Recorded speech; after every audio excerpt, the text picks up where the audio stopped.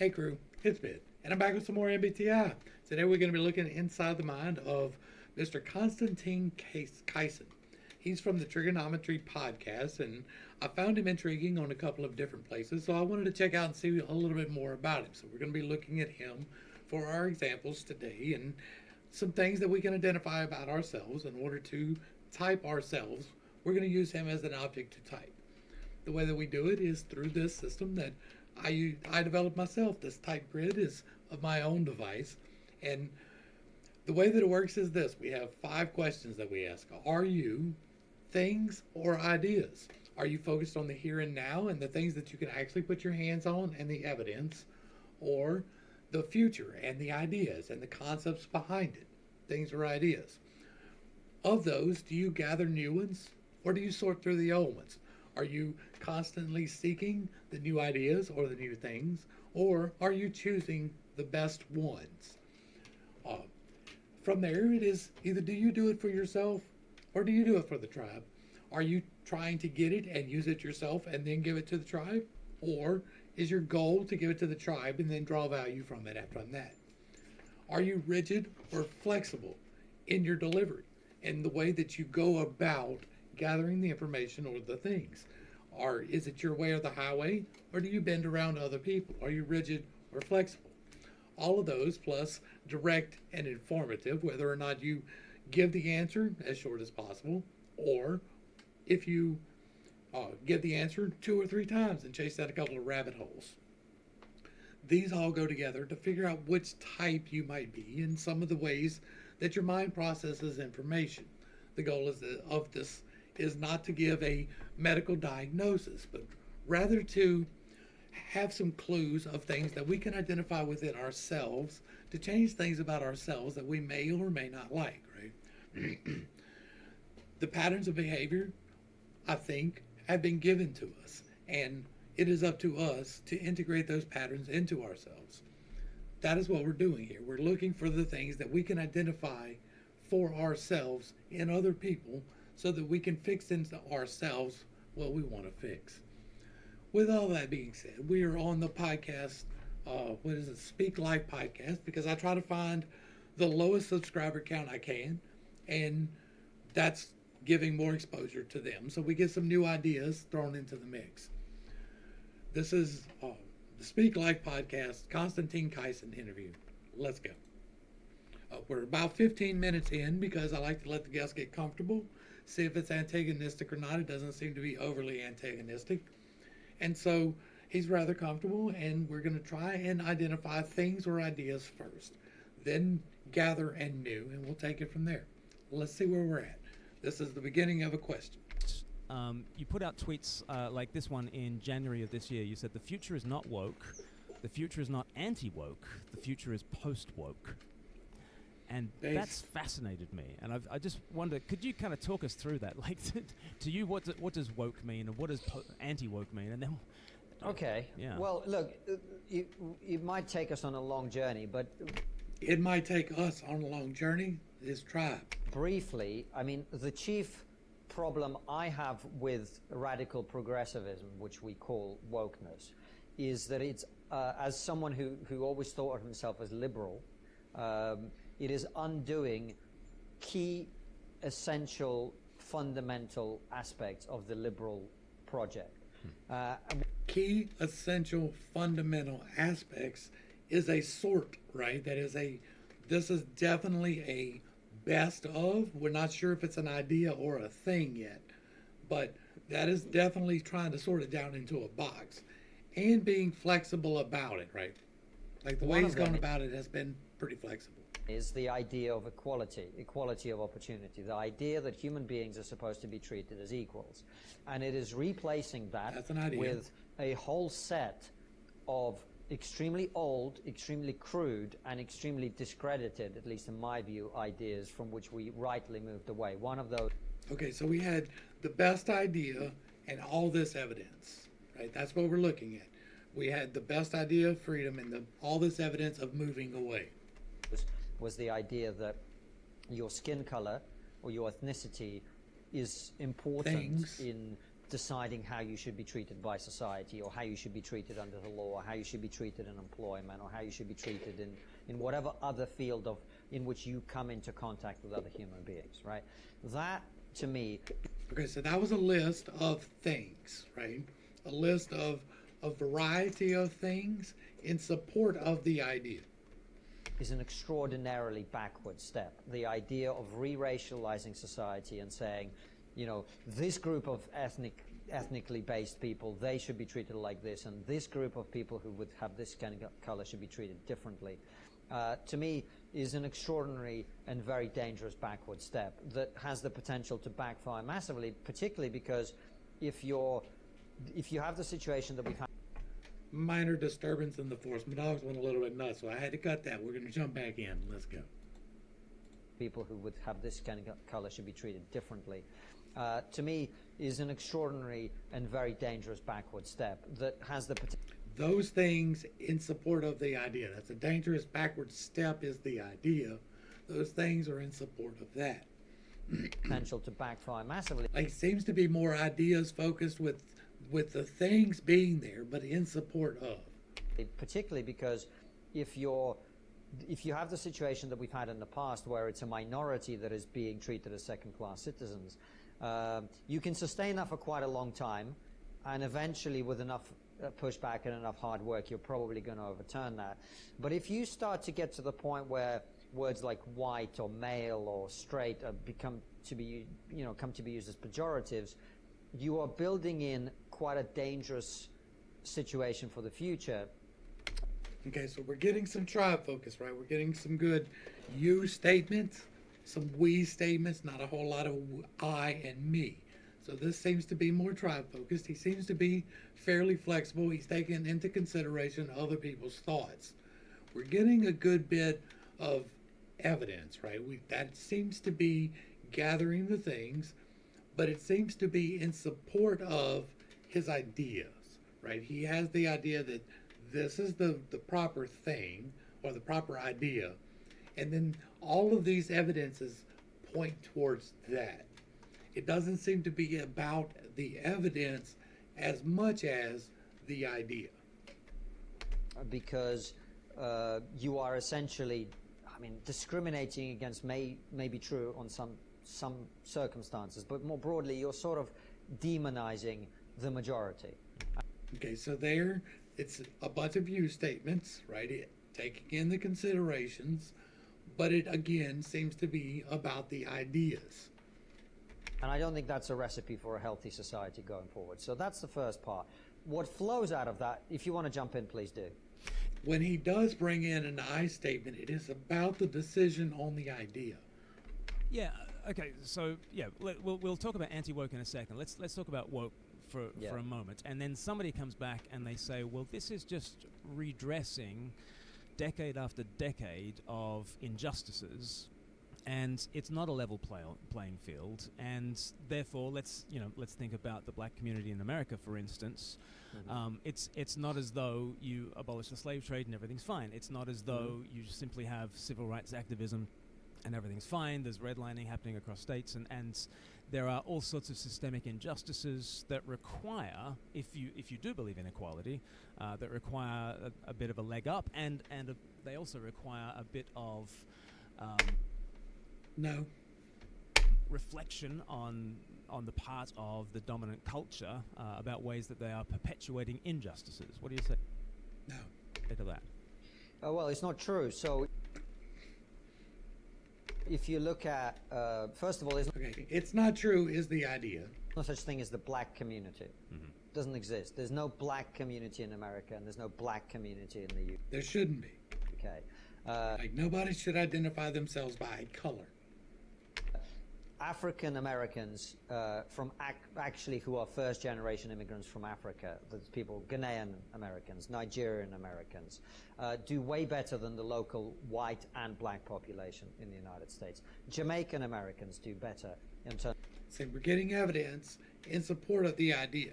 Now, it could be that the evidence is the important part, but it doesn't seem to be, right? It seems to be bringing it in support of the idea. There is no black community.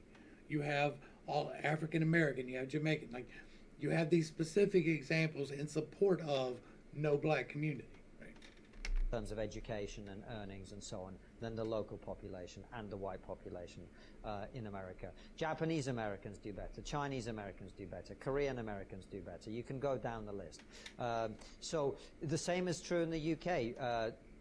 People who have come from Africa, first generation or second generation, are incredibly successful in our education system. They do incredibly well. The Caribbean community is the one that is suffering and struggling.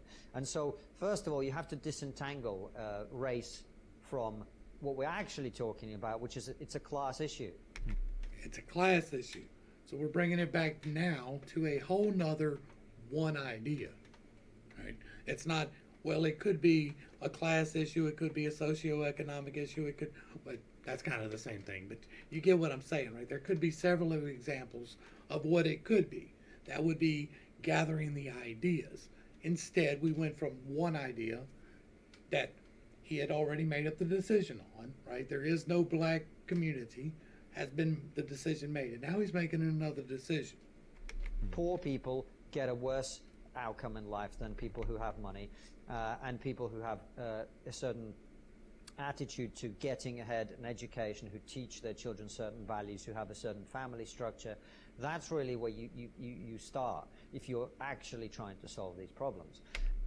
And again, we're not getting, like, those are all examples of things, but they're not detailed examples of things, right? There's not a breakdown of those examples of things like somebody else would do. We're getting a good bit of direct off of that. He's answering the question fully, and then he stops. He doesn't extrapolate. He doesn't feel the need to chase off on a rabbit hole. He's telling you what the answer is. He's already made that decision. And so from the perspective of attempting to right the wrongs of the past, you're not righting the wrongs of the past by telling black people they're oppressed. The way you right the wrongs of the past is to improve educational outcomes in the inner city. There's the idea. To help families stay together in the There's another idea. in the city, and so on and so forth. There's actually practical outcomes, and we've interviewed people on the show. Now, those could be examples of, right? So this does seem to be fairly well determined ideas. Like, he's got a lot of things, right? But they're not well defined things. They're not new shiny things. They are things in support of the one idea, right?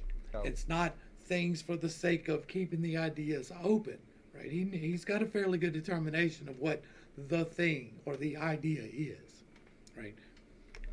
people like Tony Sowell and Catherine Birbal-Singh and a bunch of others from the so-called black community who will tell you the exact opposite of what you're being told on TV. And that's because they actually work in inner city communities, educate children in those communities, and what they will tell you is those children need are values, education, family stability. Right. Things, but those things are ideas. And that is the way a lot of these problems get solved. So that's the first part.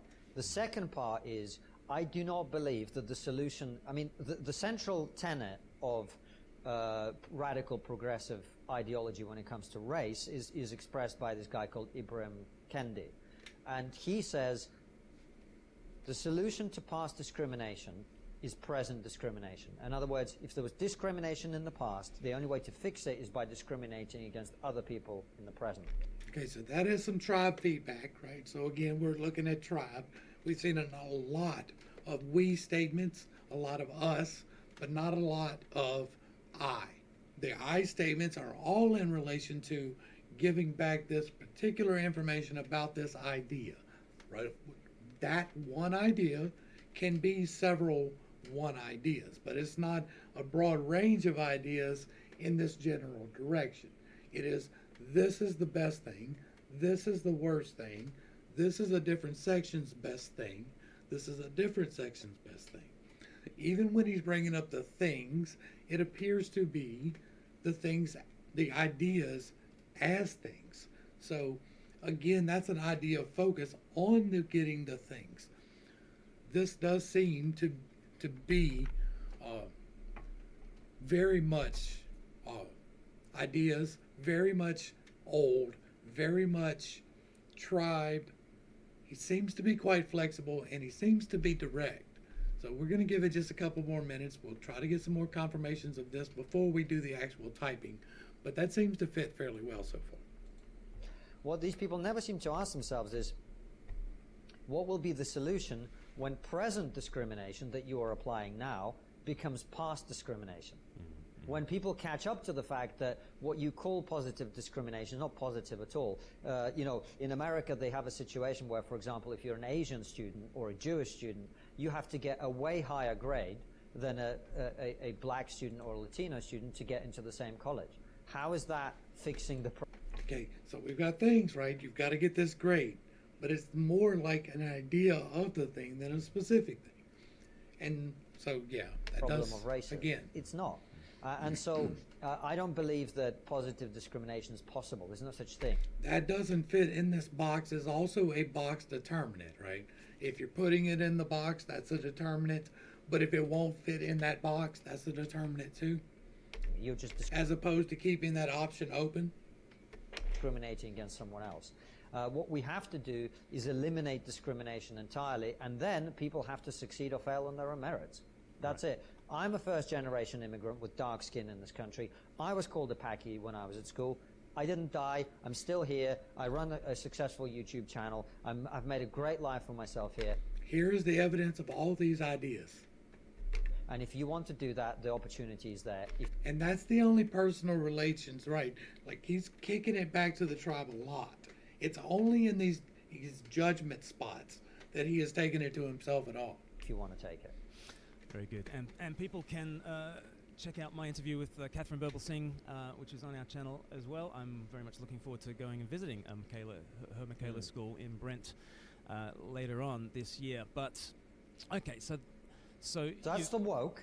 Yeah, that's the woke, right? That's the woke. And, so and now the there's woke, the anti-woke. Go on. The radical progressive mindset is a fundamentally destructive, deconstructive mindset, which has nothing to offer in terms of solutions. It's about tearing down the founding principles of in my opinion, Western civilization. So that is a box.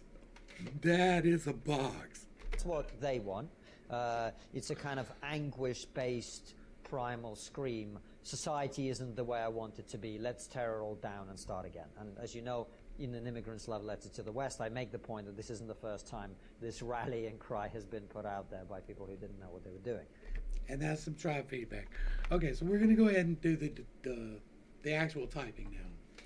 This is not a medical diagnosis. This is not meant to say that this is absolutely who he is. This is taken from an interview. This is looking for cues as to the direction of the conversation. This is much better done in a one-on-one situation. This is much better done for yourself. But it helps to find clues in someone else that we can identify with so that we can find things for ourselves. He seems to be fairly ideas oriented, right? That's going to put us on the right-hand side of the screen. I keep forgetting my camera's backwards. The right-hand side of the screen. He seems to be sort the best one, which is old. That's going to put us in the far right column. He seems to be tribe-centered, right? Most of the conversation was centered about the tribe, feedback about the tribe, pushback against the tribe, but mostly tribe-centered. So that's going to put us in the bottom two rows. And he seems to be fairly flexible with it. So that's going to put him in the very bottom row. So we are looking most likely at an ENFJ. From there, we're looking at direct and informative. Did he give all the information and stop, or did he chase rabbit holes? He pretty much stopped, right? So that's going to put us if you're giving the information and stopping, that means that you are direct. That means that you are holding the information for yourself. That means that that third slot coming down is going to be introverted as opposed to extroverted. So that's going to put us on the alternate side, which is the right-hand side of the screen. Now, he's going to be very much concerned and picking up, without even really thinking about it, the tribe's ethics, how people feel about things, the way that they feel about how this is going to work out. He's going to filter that and use to help direct the tribe, because he feels responsible for the NI, which is the introverted intuition, or finding the best possibility, taking the ideas, narrowing them down into the one best one. That's where he's going to feel the responsibility, is correcting the path of the tribe to the best possibility. He's going to get defensive over his logic in determining that. The third house slot is where you see forward. He's going to use his logic to see forward, his way of thinking, and his personal thoughts on things. But he's going to get defensive over that too, right? He sees the path forward, but he's defensive over it. And that is because he's missing a lot of the things. Now, he has things, but most of his things so far were ideas, as opposed to pulling in specific data points. His things were more ideas. That's missing the things. Not all together. You've got the ideas of the things, but you're not really bringing in the specifics of the things. It's a whole bunch of them, but it's not necessarily specific. What he really wants to do, what will fulfill the needs of his heart, is understanding his morals and living them, standing in them 100%. Right? For some people, that's what it is. And for him, that's probably going to be what it is. He wants to be morally correct. The rest of the stuff doesn't even really matter. The way that he can feed that is by making sure that he has all the ideas before he makes the determination that this idea is the best one, right? Get some more perspective. Look at different ideas. Kick back to the tribe. You're already tribe focused. Get some more input from different parts of the tribe. Expand your tribe to people that you don't like. Get their ideas. You don't have to integrate them, but understand them. What's going to trip him up, what you're going to intentionally choose the wrong thing on, is going to be your sacral area. That's trickster energy. That's sexual energy. And that is where you pick the wrong thing. You don't mean to. Nobody ever says, hey, look, that's the wrong thing. But you do. And for him, that is going to be everyone else's thoughts. He is going to have a hard time, naturally, just knowing what everyone's thinking. He's going to be really good at knowing what they're feeling, but not necessarily what they're thinking. That is not the same thing. You can think that you know what they feel, so you do know what they think, but that's not true. They can be thinking something completely differently. And if you don't ask for an explanation, if you don't ask specifically about the thoughts as opposed to the feelings, you will make the assumption that you know. That's where that 10% misread on the top comes in. Now, the 10% misread on the bottom, where the base is, for him is going to be organization and what has happened and what the actual experience was. That can be you get stuck in the experience and you can't let it go. Or it can be you get experience adverse and you never have an experience, right? Or it can be your organization is just completely terrible and you forget what time it is. You forget to wake up and go to work. You forget things. All of these things feed into how you receive information at the top and how you give it back towards the middle. Now, you get information at the top and the bottom, and then it comes in varying degrees of effectiveness. You use the whole stack. All of these things are part of who you are. You just use them to different degrees of effectiveness, to different degrees of understanding. It's really easy to get the top part right, and it's really easy to get the bottom part wrong. And you can get stuck. This is geared towards helping you get unstuck. If any of this seems like something that you identify with and you're curious, you're like, hey, I might be an ENFJ or I might be an ENFJ alternate. I have a video for that. It's part of the Infinite Integrations playlist. And the system that I have designed has been helpful to some people to help themselves start to change their lives in a way that they want to change their lives, to identify within themselves things to help themselves with, where to start, the framework, to really build you into who you want to be. That's what we're doing here. Now we're going to look at some confirmations, right? We're going to watch a few more minutes because we don't watch the entire thing on here. I want y'all to go back to the link down below. But we do want to see with this in mind. Are we looking at the ethics? Are we looking at how everyone feels? Are we choosing the best possibility? and feeling responsible for letting people know that. Are we defensive about our logic? Are we getting all the current things but not quite the right way, not quite finishing the projects, not quite giving the experience the way that you think you are? And are there organizational problems? Are you pushing back at the tribe and misunderstanding their thoughts? From there, let's dig in and see what's up. In response to that, you naturally generate, and in my opinion, an equally, potentially in the future at least, equally dangerous and equally destructive force, which is anti-wokeness, which is the other side of that same abyss. The other side of the feelings. You get a bunch of people who are... That would be the other side of the feelings, right? Woke is all about feelings. It's not about facts. And so that would be the opposite side of the feelings.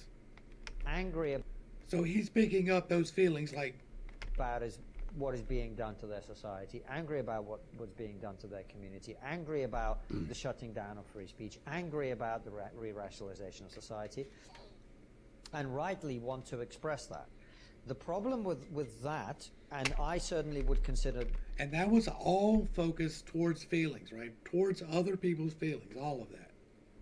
That I have been on a journey through that process, if you like. So I'm not saying the anti-woke are all idiots and they're all doing the wrong thing, because the journey of my life and the journey of trigonometry has been through that process too, and going, look, I don't like what's going on. Let's work out what it is. Let's speak out against it. This is him defending his logic right here, like this whole section. Process too, and going, look, I don't like what's going on. Let's work out what it is. Let's speak out against it. Let's challenge it robustly, which you have to do. That is defending his logic. These are the steps I took. That is a defensive logic, right? That fits for the TI child. Yeah, or the TI third eye. My point when I talk about getting to a post-woke place is you have to have a positive vision of the future. And there's the idea. Rather than saying, you know... Here's the best idea. We need a positive vision for the future. If the woke are saying all these people are evil and the anti-woke saying all these people are idiots, there's no creative, positive future there. It's people arguing with each other about how wrong each other is without... I'm working on that too. Offering people. And I think what we have to start to think about, and you guys, the Jesus lovers, you have your answers to that. You are very... I have a different answer to that. Clear about that, as I know. And if you're curious about that, I have a whole playlist called the Unconventional Bible Study. You should check it out. It's a long one, but it's worth the slog. But as you also know, most societies in the West certainly are becoming more secular over time. So the answers that you're offering may be a harder sell for some people. And there you have, right, again, the feelings for the tribe. He's feeling responsible about this best idea for the tribe and their feelings specifically. This seems to be a fairly good fit, right?